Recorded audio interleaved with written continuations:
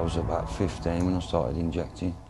You know, I didn't think to myself I was going to become a heroin and crack addict. The big overarching theme has got to be harm reduction. The average problematic drug using career is 10 to 12 years. So the more you can get harm reduction messages across until people stop their problematic drug use, the better, because people will carry on using drugs regardless. Physically, I went down to about 9 stone, and you're just a flaming walking skeleton. There seems to be a lot of discarded needles around the city, and people don't seem to have any excuse why they can't bring them back, because what's going to happen sooner or later will be 1 for 1, which is going to make it worse on the public because they won't come in because they've got none to return.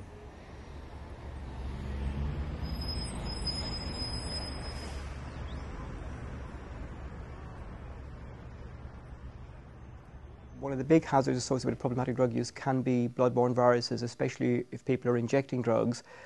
There is a risk of HIV, hepatitis B and hepatitis C.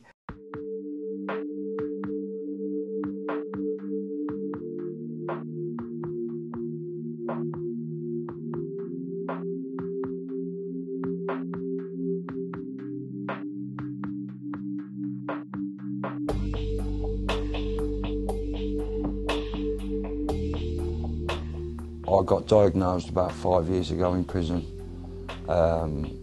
pretty much knowing that I had it anyway, but not having any understanding and awareness of how I got it, who I got it from, what damage it could do.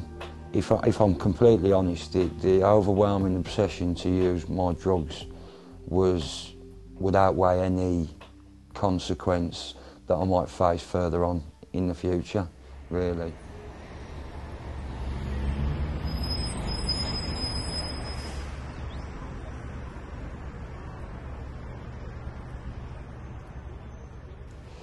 I can remember actually even sharing a needle with someone who I can remember being sat in a bath, covered in blood, crying because I couldn't get my gear into me basically, and because my needle was blunt. If you see a needle, a magnified picture of a needle that's being used more than once, you'd be amazed. After 5 or 6 uses, you might as well be sticking a pen into your arm because the needle will be so damaged. We have to factor into that, to be fair, that people who are injecting, some of them may already have deep vein thrombosis, they may already have blood-borne viruses, and their health may be compromised.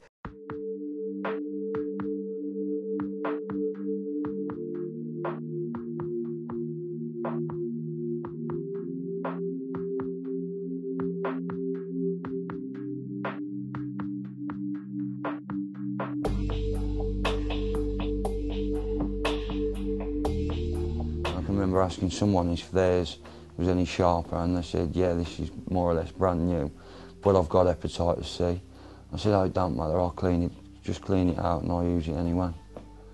So, but if I knew then what I know now, because everybody's idea, and this was mine too, was that you only got blood-borne viruses such as hepatitis C through actually sharing needles, which I found not to be the case. It's a virus that lives outside the body for 3 months, and you can catch it through sharing water, equipment, spoons, filters, and